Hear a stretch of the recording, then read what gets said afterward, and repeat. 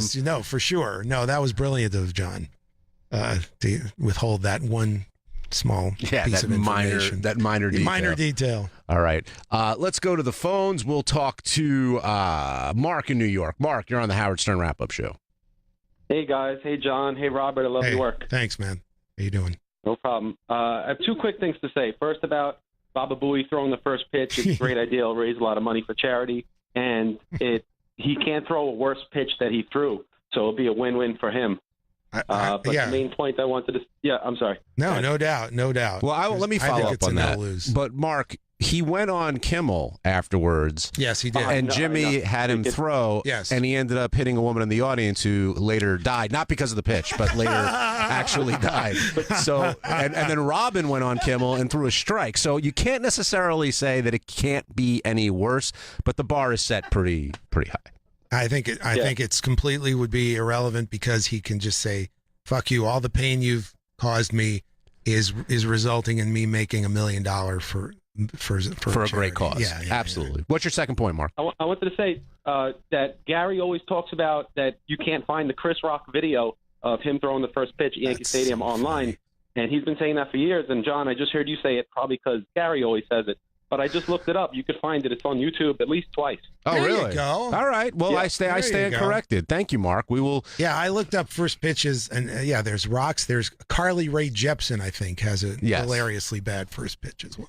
But the bigger, not that Carly Rae Jepsen isn't a huge star, of course, but the brighter the star, the better, the funnier the bit, of course. No, the 50 Cent one is the all-time. Yeah. Always seems to happen at Citi Field. You think there's a reason for that? That was at Citi Field. Well, Chris Rock's is at Yankee Stadium. Right. Adam and Chris both threw first pitches. Yeah, Adam didn't throw so well either. No, it wasn't great, but thanks to Chris, no one. You see, that's what you got to do. Like Gary has to go. Yes. With 50 Cent or someone else maybe who can, take what you should really do is go with somebody like The Rock and just. Hey, half this charity money you can pocket if you just throw it into the ground. Oh, man. All right. So last question. All right. What do you think will happen to Ronnie in terms of his acting future after people check out your film on Netflix? Is there more out there? Would you work with him again? And would Adam work with him again? He was a delight to work with. No, I would work with him again. Listen, you know what the joy is? You don't have to... When you work with a Buscemi or a Dratch or a Sandler or a Mund, you don't have to give them notes. You just let them go out there and fuck up the one word they've been given 7 or 8 times and then finally get it right.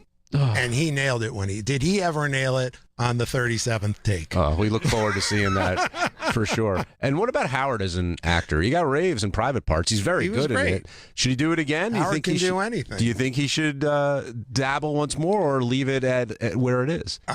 Being the Blockbuster Award winner. Howard's got nothing to lose. Howard can do anything he wants at this point.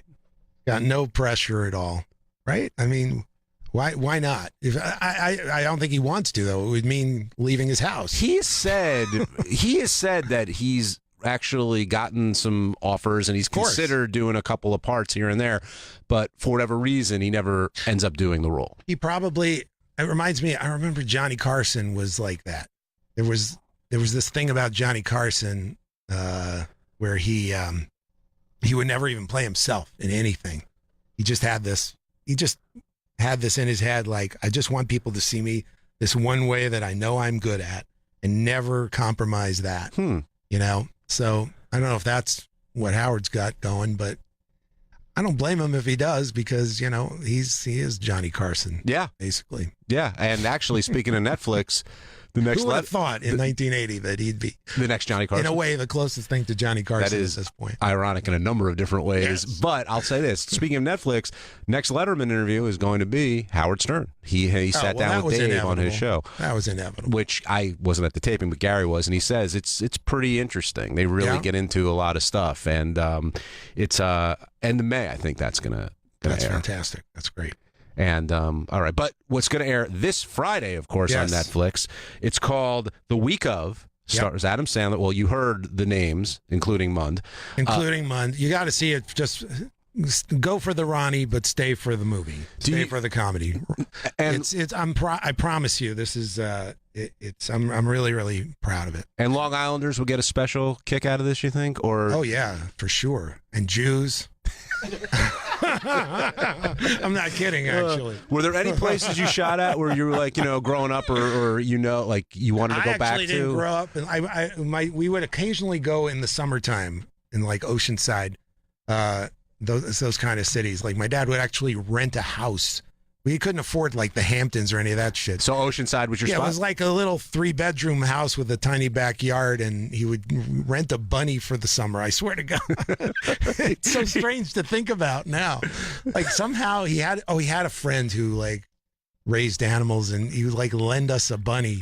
Wait, he rented a bunny? I swear to God, we had this bunny for like a month and a half in our backyard, and I remember it biting me and getting a tetanus shot at like 4 years old. Did that bunny make it through the rest of the summer, or maybe it was returned? No. The bunny, we were very tolerant of the bunny. All right. Today on Sternthology, our Richard retrospective continues. Everybody seems to be loving our week-long tribute to Richard Christie. Monday, you heard how we won the job. Yesterday, the theme was getting to know Richard. Today, we're calling it Richard and Sal, a love story. From their earliest gay stunts to their latest gay stunts and everything in between, the very unique bromance that has brewed over the years between these two guys. It's the Richard retrospective, all this week on Sternthology on Howard 101. And of course, we loved having Robert as the co-host in the Gary chair today of the Howard Stern Wrap-Up Show. Chair. There was pressure. I wish I could just do Gary and announce that I'm going to throw the pitch. I can't do a Gary. I can't do it. But I don't have a Gary. But your last plea, go ahead. Explain to fans once more, and Gary, just why bombard Gary on Twitter.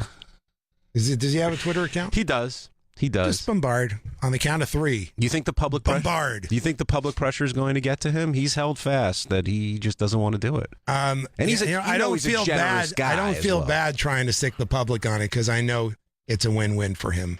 At the end of the day, I know it. It'd be amazing. If people want to see the latest Adam Sandler / Ronnie Mund film, it's called The Week Of, streaming this Friday on Netflix. Robert Smigel, always a pleasure seeing you. Thank you. Thank you so much. And best of luck on the film, which I promise I will check out on Friday with the rest of the everybody masses. else promised too. Well, but I'm being sincere here. Thank you. No, I mean everybody listening promise as well. Be sure to check it out. You know you're going to laugh. It's going to be great. We're back tomorrow with another live Howard Stern wrap-up show. The two greatest places on satellite radio, Howard 100 and Howard 101.